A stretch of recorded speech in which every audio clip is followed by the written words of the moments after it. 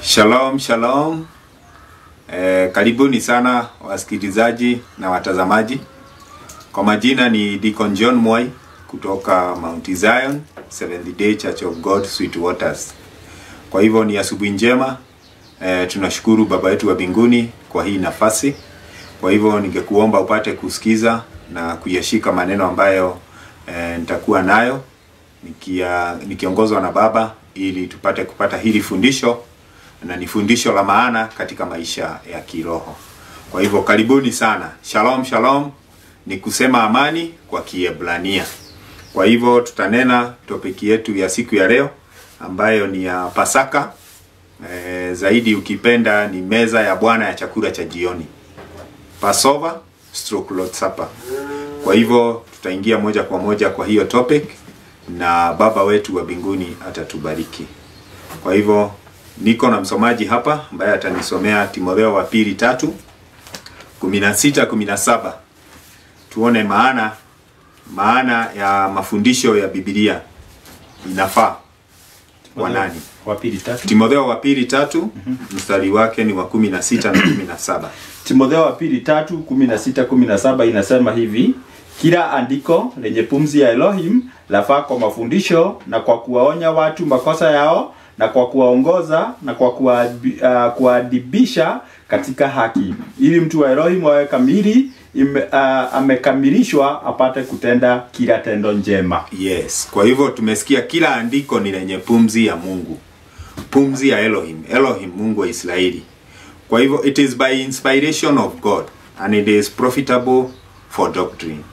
Na tumesikia ni kwa sababu ya mtu wa Mungu awe kamili, amekamilishwa apate kutenda kila tendo jema. Maana ukifuata maandiko, na mimi pia nikifuata maandiko, kuna tumaini, si bure. Kuna ahadi ambayo huwa tunasoma katika Warumi 2. Ukiangalia katika kitabu cha Warumi 2 utakuta pia kutenda mema tukiongozwa na maandiko, kuna zawadi, sio bure. Ni Warumi 2 mstari wake ni wa 7.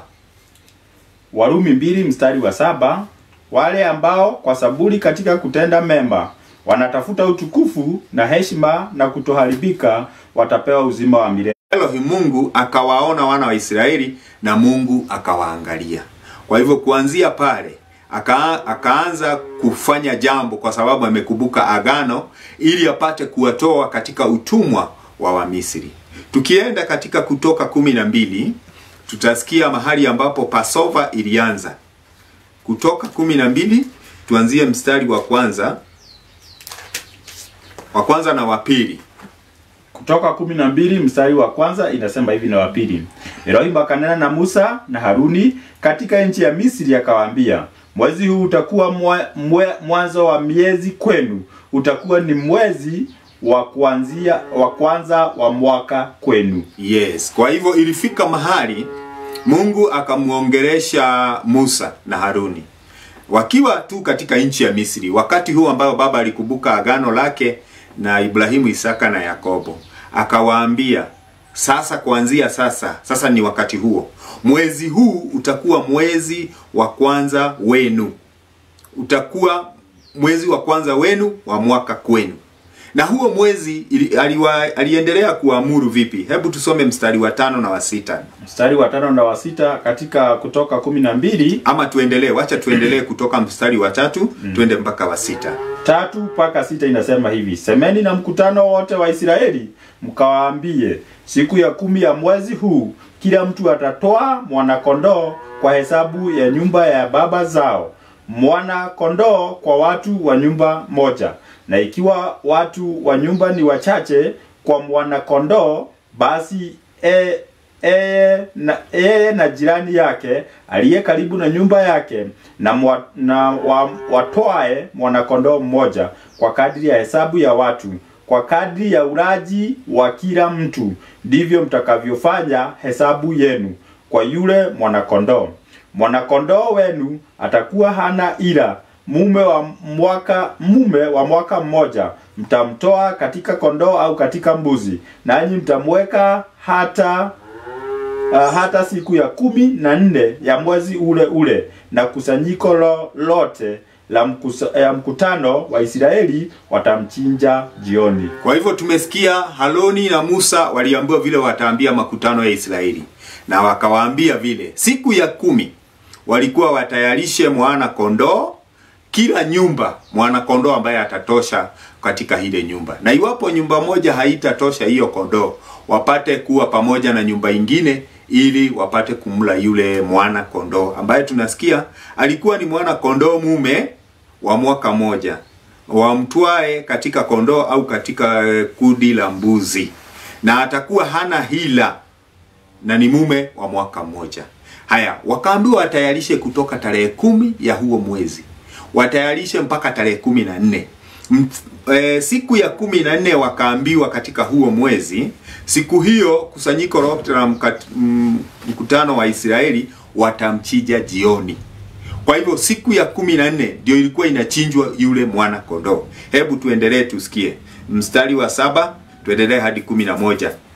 Tusome mstari wa 7 inasema hivi hadi 11. 7. Nao watatoa baadhi ya damu yake na kuitia katika miimo miwili na katika kizigiti cha juu katika zile nyumba watakazomla. Watakula nyama yake usiku ule ule imeokwa motoni, pamoja na mkate usiotiwa chachu, tena pamoja na mboga zenye uchungu. Msiile bichi wala ya kutokoswa majini, bali imeokwa motoni, kichwa chake pamoja na miguu yake na nyama zake za ndani. Mpaka 11. Wala msisaze kitu chake chochote hata asubuhi, bali kitu kitakachosalia hata asubuhi mtakichoma kwa moto. Tena mtamula hivi, mtakuwa mmefungwa viuno vyenu, mmevaa viatu vyenu miguuni na fimbo zenu mikononi mwenu, nanyi mtamula kwa haraka, ni Pasaka ya Elohim. Yes, kwa hivyo tumesikia Pasaka ya Bwana hivyo ndivyo ilivyoanza. Kwa hivyo waliambiwa wapate kumtayarisha yule mwana kondoo, haya, ili wamchinje jioni, na wakimchinja jioni wasiile bichi na wasitokoswe kwa maji, bali iwe imeokwa kwa moto. Yani, but be roasted with fire. Not slow or sodden at all with water, nor boiled, but roast with fire. With all, with head, with legs, yani kila kitu chote waliambiwa waiokwe kwa moto. Kwa hivyo hivyo ndivyo walikuwa wameagizwa, na tumesikia na wakule yote wasibakishe mpaka asubuhi. Hivyo ndivyo tulisikia. Mpaka asubuhi isikue kuna kitu wamebakisha. Na kama itakuwa imebakishwa, yote ichomwe kwa moto.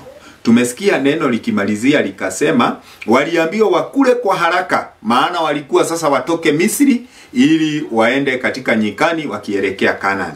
Na Biblia imesema mstari wa 11, hiyo ndiyo Pasaka ya Bwana. Kwa hivyo hapo ndipo Pasaka ilianza. Passover. Passover ni kumaanisha, yani Passover, yani kupita.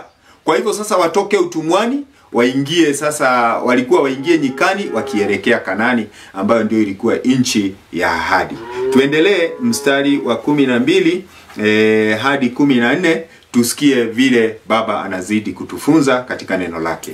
Katika Kutoka 12 hadi 14 inasema hivi: maana nitapita kati ya nchi ya Misri usiku huo, nami nitawapiga wazaliwa wa kwanza wote katika nchi ya Misri, na wanadamu na wanyama, nami nitafanya hukumu juu ya miungu yote ya Misri. Mimi ndimi Elohim.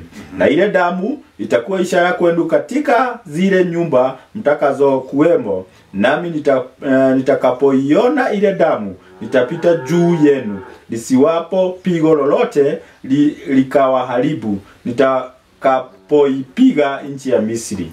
Na siku hii itakuwa ukumbusho kwenu, nanyi mtaifanya iwe sikukuu kwa Elohim. Mtaifanya iwe sikukuu katika vizazi vyenu vyote kwa amri ya milele. Baba wetu atukuzwe. Amen. Kwa hivyo tumesikia ni amri ya milele. Na tumesikia siku hiyo itakuwa ukumbusho kwenu. Hivyo ndivyo Waisraeli walivyoambiwa. Ni siku kuu ya Bwana wetu Elohim. Kwa hivyo ile damu ambayo ilichinjwa kutoka kwa yule mwana-kondoo, tumesikia ilikuwa iwekwe kwa vizingiti za mlango, ili malaika atakaye kuja kuwapiga wazaliwa wa kwanza katika Misri, akipata ile damu katika ile nyumba ya Waisraeli, hakuwa aingie mule ili awaue wale wakielekea Kanani ambayo ndio ilikuwa nchi ya ahadi. Kwa hivyo Waisraeli waliishi na hiyo desturi mpaka siku ya leo, ambayo siku ya leo sasa ndiyo meza ya Bwana ya jioni. Hapo tutakuja wakati huu. Sasa huo mwezi ni mgani? Kutoka 13 mstari wa 14. Huo mwezi ambao waliambiwa huu mwezi utakuwa mwezi wa kwanza wenu. Na siku ya 14 tumesikia ni sikukuu na ndiyo Pasaka ya Bwana. Huo mwezi ni mgani? Hebu tusomewe Kutoka 13 mstari wake ni wa 14. Kutoka 13 mstari wa 14 inasema, kisha itakuwa hapo mwanao atakapokuuliza keshoni akisema, ni nini hivi? Utamwambia, Elohim alimtoa Misri kutoka ile nyumba ya utumwa kwa uwezo wa mkono wake. Mstari wa 4? Mstari wa 4. Wa 4. Exodus 13 mstari wa 4. Pole, nimesoma 14. Oh, samahani. Mstari wa 4 inasema hivi, ninyi mwatoka leo katika mwezi wa Abibu. Kwa hivyo mwezi ule ni mwezi wa Abibu. Na tumesikia hata hapo umesoma inafaa, kwa sababu tumesikia walikuwa wanaambiwa, wakiulizwa na watoto wao, kwa nini mnafanya hivyo? Watakuwa wakiwaeleza, hii mwezi ndio tulipata kuokolewa, tukatolewa utumwani huko Misri. Kwa hivyo huo mwezi ndio unaitwa mwezi wa Abibu. Abib ndio mwezi wa kwanza wa Biblia, maana kuna kalenda ya Biblia. Mwezi wa kwanza wa Biblia, siku ya 14, hiyo ndio sikukuu na ndiyo Pasaka. Na zaidi pia huo mwezi unaitwa Nisan. Katika Esteri 3 mstari wake ni wa 7. Esteri 3, kitabu cha Esteri 3 mstari wake ni wa 7. Pia huo mwezi wakati walikuwa huko Babiloni ulikuwa unaitwa Nisan. Kwa hivyo ukisema Abib ni huo mwezi wa kwanza wa Biblia, kalenda ya Biblia. Haya, ama ukisema Nisan, Esteri 3 mstari wake ni wa 7. Inasema Esteri 3 mstari wa 7 inasema hivi, basi mwezi wa kwanza ndio mwezi wa Nisani, mwaka wa 12 wa mfalme Ahasuerusu, wakapiga Purim, yaani kura, mbele yake Hamani, siku kwa siku na mwezi kwa mwezi, hata mwezi wa 12 ndio mwezi wa Adari. Yes, kwa hivyo kulingana na kalenda ya Biblia, mwezi wa kwanza unaitwa Abib. Wakati ule wa Israeli wakitoka Misri ulikuwa unaitwa Abib, lakini wakati walikuwa huko Babel huo mwezi ukaitwa Nisan. Na pia mwezi wa 12 hapo tumesikia unaitwa Adar. Adar ndio mwezi wa 12. Kwa hivyo ndugu yangu na dada yangu ambaye wewe unanitazama au unanisikiza, kuna kalenda ya Biblia ambayo ikifika ni mambo ya kiroho tunafuata hiyo kalenda. Hatufuati hii kalenda nyingine ambayo inaitwa Gregorian calendar. Hii ambayo inasema kuhusu January, February, March, April, hiyo inaitwa Gregorian calendar. Lakini kuna kalenda ya Biblia ambayo ikifika mambo ya kiroho tunafuata hiyo. Na ndiyo maana hapa imenena kuhusu mwezi wa kwanza ambao ndio mwezi wa Abibu, na ndiyo mwezi wa Nisan ambao ilikuwa imeamrishwa tukue tukifuata hiyo Pasaka. Haya, so sasa ilikujaje tena ikawa ni meza ya Bwana ya jioni, Lord's Supper? Haya, mkumbuke pale ilikuwa ni kondoo, mwana kondoo ndiye aliyekuwa anachinjwa jioni. Sasa tukija katika Agano Jipya, kuna mwana kondoo wa Mungu. Katika Yohana 1, tutasomewa Yohana 1 mstari wake na 29 na 30. Yohana Mbatizaji alikuja ili atayarishe njia ya Bwana wetu Yeshua Masihi, ambaye ndiye mwana wa Mungu. Yeye ndiye mwana kondoo wa Mungu. Na huyo mwana kondoo ndio alikuwa ametayarishwa tangu mwanzo wa dunia. Hebu tusikie katika Yohana 1:29 na 30. Tusomewe. Yohana 1:29 na 30 inasema hivi, siku ya pili yake amwona Yeshua anakuja kwake, akasema, tazama mwana kondoo wa Elohim aichukue dhambi ya ulimwengu. Huyu ndiye niliyenena habari zake ya kwanza, ya kwamba yuaja mtu nyuma yangu ambaye amekuwa mbele yangu, kwa maana alikuwa kabla yangu. Yes. Kwa hivyo Yohana Mbatizaji alikuja ili atengeneze njia ya Bwana. Na ilikuwa pia atangazie watu kuhusu hiyo njia ya ufalme na waonyeshe yule ambaye ndiye Mwokozi. Kwa hivyo siku ya pili tumesikia alimuona Yeshua akikuja na akawaambia wanafunzi wake, tazameni ndio huyu mwana kondoo wa Mungu aichukuaye dhambi za ulimwengu. Na akawakumbusha, huyu ndiye niliyenena habari zake ya kwamba yuaja mtu nyumba yangu ambaye amekuwa mbele yangu, kwa maana alikuwa kabla yangu. Kwa hivyo kuna mwana kondoo wa Mungu ambaye alikuwa mbele kabisa. Tangu mwanzo wa dunia alikuwa ametayarishwa kwa sababu ya dhambi za ulimwengu. Kwa hivyo Yohana Mbatizaji alikuja na akashuka hivyo. Kwa hivyo mwana kondoo wetu naye ambaye ndiye mwana kondoo wa Mungu ambaye ndiye Yeshua Masihi, je, naye alitufunza tutafanya aje ikifika wakati huo wa Pasaka? Hivyo ndivyo tutakavyoendelea nazo, na Paulo akiwa mtumwa wa watu wa mataifa ametufunza hayo. Wakorintho wa kwanza 11 mstari wa kwanza anatuambia vipi? Wakorintho wa kwanza 11 mstari wa kwanza inasema hivi, mwalimu: mnifuate mimi kama ni hapo. Mnifuate mimi kama mimi nilivyomfuata Masihi. Yes. Mnifuate mimi kama mimi ninavyomfuata Masihi. Huyo ni Paulo akiwa mtumwa, akiwa apostle of Gentiles. Na akiwa tena mwalimu wa watu wa mataifa. Anasema tumfuate yeye, maana yeye amejifunza na Masihi. Ni jambo gani alilofunuliwa? Mstari wa 23 tuelekee hivyo. Tusikie alifunzwa nini ama alifunuliwa nini ambayo anatufikishia kwetu sisi. Mstari wa 23 tuteremke hivyo hapo 12. 1 Corinthians 11 bado hiyo chapter 11 23 uteremke, tutaenda mpaka 31. Hata soma yote nitaeleza. Inasema hivi: kwa maana mimi nalipokea kwa Bwana nilio hapa na nanyi, ya kuwa Bwana Yeshua usiku ule aliotolewa alitoa mkate.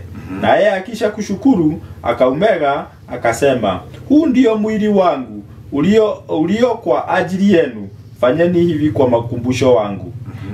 Na vivi hivi baada ya kula akakitoa kikombe akisema, kikombe hiki ni agano jipya katika damu yangu, fanyeni hivi kila mnywapo kwa ukumbusho wangu. Hebu simamia hapo kwanza. Kwa hivyo tumesikia Paulo akiwa mwalimu wa watu wa mataifa, mwalimu wa neno la Mungu, mwalimu wa mafundisho ya kweli.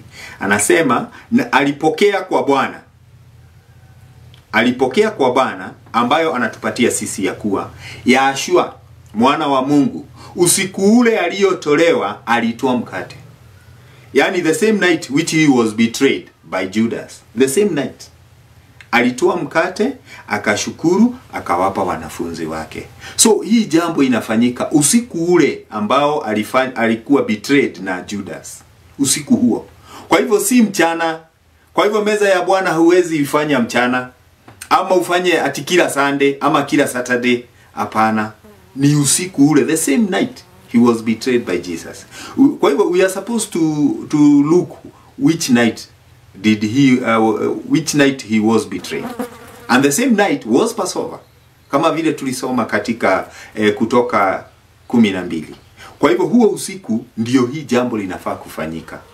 Mkate, kaumega, akashukuru, akawapa wanafunzi.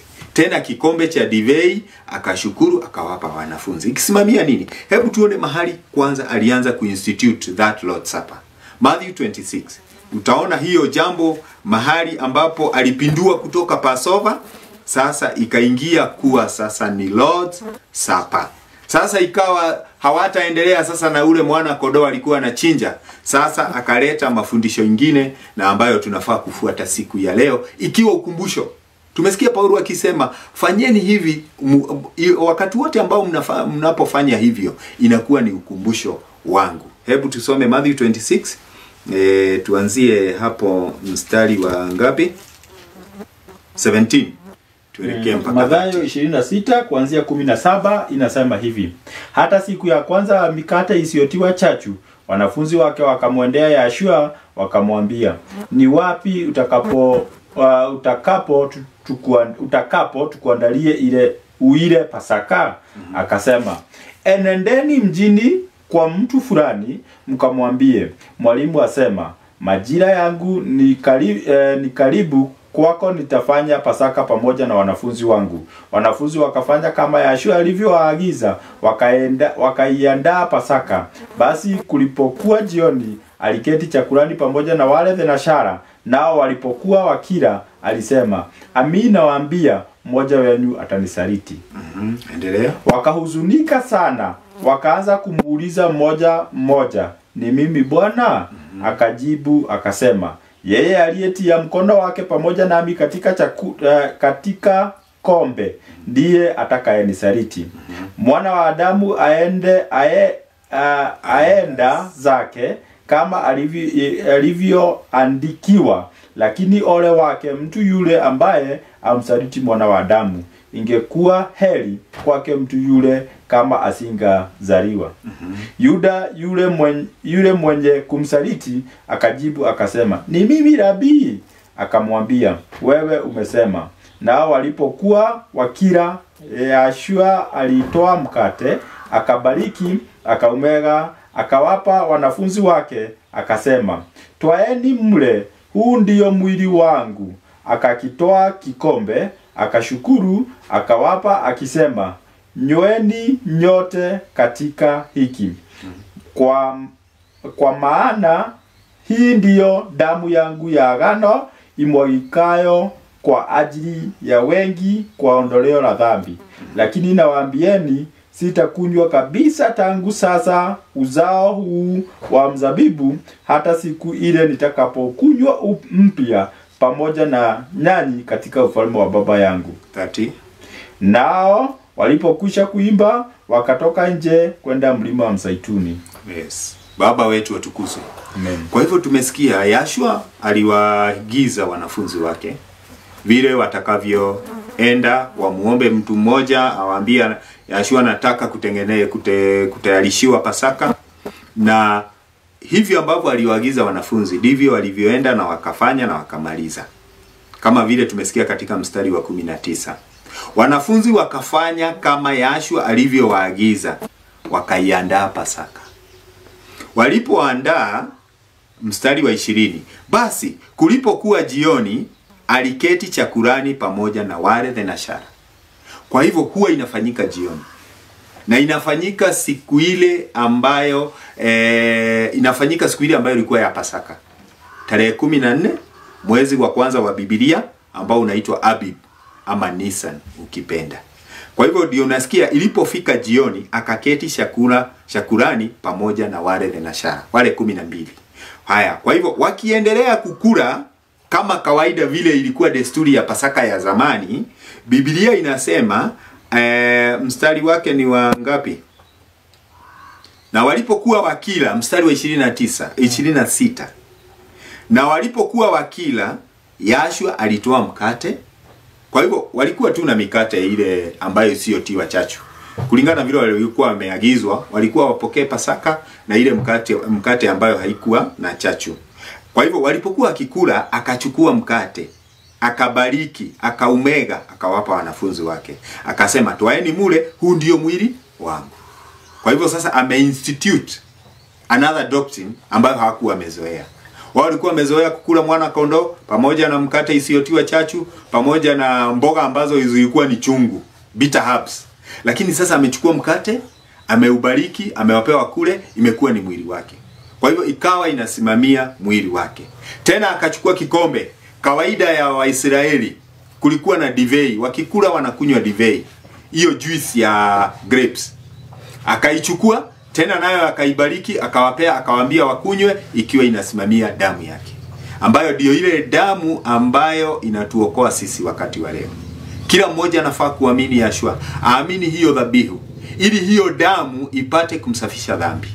Kwa hivyo divei ikasimamia damu yake. Kwa hivyo aka-institute Lord's Supper, ambayo ni meza ya Bwana ya chakula cha jioni. Ndio inaitwa Lord's Supper. So kutoka hapo sasa ikawa sasa hakuna kuchinja.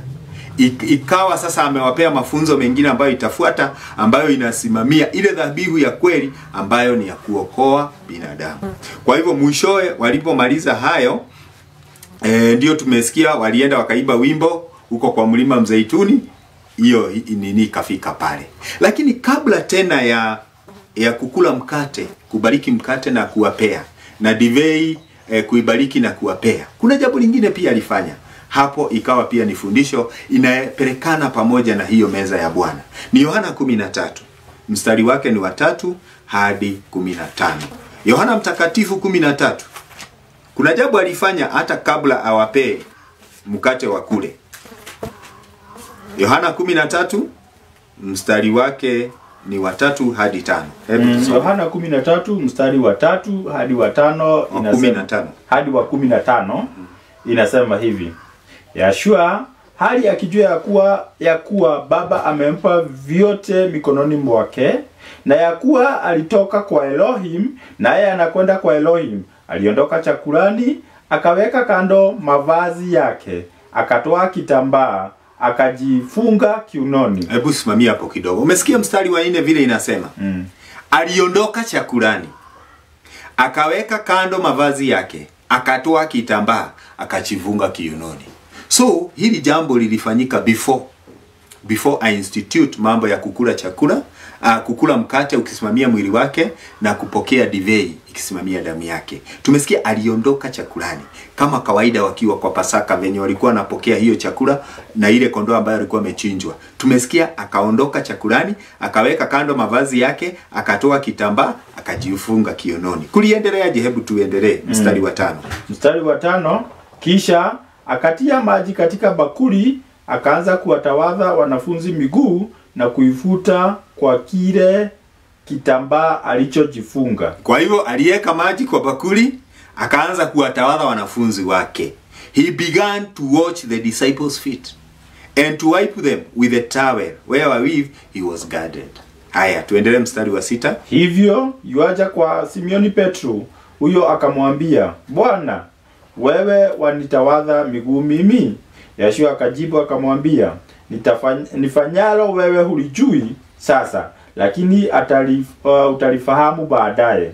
Petro akamwambia, wewe hutanitawadha miguu kamwe. Yeshua akamwambia, kama nisipokutawadha huna shirika na mimi. Simon Petro akamwambia, Bwana, si miguu yangu tu, hata na mikono yangu na kichwa changu pia. Yeshua akamwambia, meza ya Bwana, kupokea mwili, kupokea mkate ukisimamia mwili wa Bwana, kupokea divei ukisimamia damu ya Bwana. Kwanza watu wanatawadhana miguu, ili ikiwa jambo la kuonyesha ushirika. Tumesikia mtume mmoja ambaye alikuwa ni wajabu sana, ambaye ni Petro. Alikuwa anataka kukataa. Anasema, Bwana, wewe unaniosha mguu, mimi ndio nafaa kukuosha. Lakini Bwana Yeshua akamwambia, wewe uelewi vile na kufanya wakati huu, lakini kama sitakuosha hatuko ushirika. Kwa hivyo hiyo kutawadhana miguu, hiyo ni jambo la kuonyesha tuko ushirika mmoja, tuko imani moja, tunashirikiana katika wokovu, tunashirikiana katika imani. Kwa hivyo hilo tendo linafaa kufanyika before watu kupokea mwili, na kupokea mkate ikiwa mwili wa Bwana, na kupokea divei ikiwa damu ya Bwana. Kwa hivyo hiyo ni mafundisho ambayo Yeshua ametufunza siku ya leo katika Agano Jipya, tupate kuyafuata. Na tumesikia ni kielelezo na itafanyika hivyo physically.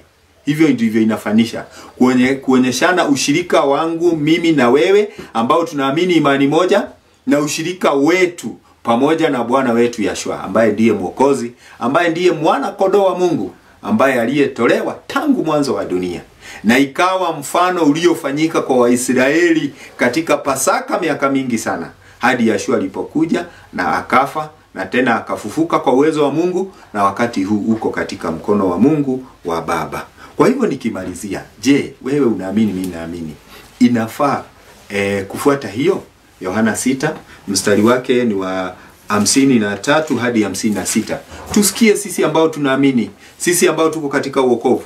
Na kama we hauko kwa wokovu, ni vizuri uingie katika wokovu, maana ni mpango mwema ambao Baba aliweka ili tukapate uzima wa milele nyakati za mwisho. kama vile tulivyosikia. Yeye ambaye atakayeishi kutenda mema akiongozwa na maandiko matakatifu, huyu atapata uzima wa milele. Hebu tusikie katika Yohana 6 mstari wake ni wa 53 hadi 56, inasemaje? Yohana 6:53 hadi 56 inasema, basi Yeshua akawaambia, amina amina nawaambieni, msipoula mwili wake mwana wa Adamu na kuinywa damu yake, na hamna uzima ndani yenu. Aulaye mwili wangu na kuinywa damu yangu anao uzima wa milele, nami nitamfufua siku ya mwisho. Kwa maana mwili wangu ni chakula cha kweli na damu yangu ni kinywaji cha kweli.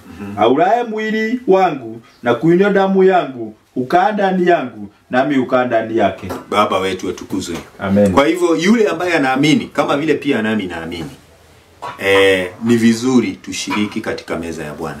Na inafanyika kila mwaka. Siku yote ya ukumbusho hufanyika kila mwaka mara moja. Haikuji mara mingi, ni kila mwaka mara moja. Hata wale ambao wanasherehekea birthday huwa washerehekei kila mwezi. Wanasherehekea ile siku aliyozaliwa na wanasherehekea kwa mwaka siku moja. Kwa hivyo hata hii ukumbusho ya hii dhabihu ambayo ilifanyika ya Bwana wetu Yeshua, hiyo siku huwa inakuja mwaka mara moja. Mwezi wa kwanza tarehe 14 mwezi wa kwanza wa Biblia, ambayo ndio Abib ama Nisan.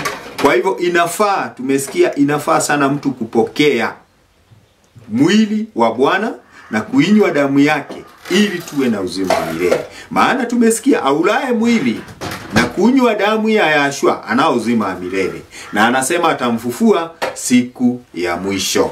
Haya, na tumesikia mwili wa Bwana ni chakula cha kweli. Huo mkate unapoombewa unabarikiwa, unakuwa ni mwili wa Bwana. Hiyo divei inapoombewa inabarikiwa, inakuwa ni damu ya Bwana wetu Yeshua. Kwa hivyo yule ambaye hatapokea hiyo meza ya Bwana, inamaanisha hiyo uzima haiko ndani yake. Yeye hayuko ndani ya Bwana.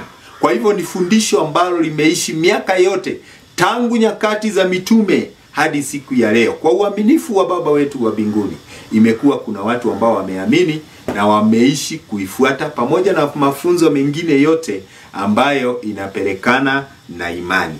Na tena hiyo jambo lote ni la ushirika. Wakorintho wa kwanza 10 tusomee mstari wake wa 16 na 17 nikielekea kumalizia fundisho la leo. Wakorintho wa kwanza 10 mstari wake ni wa 16 na 17. Wakorintho wa kwanza 10:16 na 17 inasema maneno kama haya: kikombe kile cha baraka tulichokibariki, je, si ushirika wa damu ya Masihi? Mkate ule tumegao si ushirika wa mwili wa Masihi? Kwa kuwa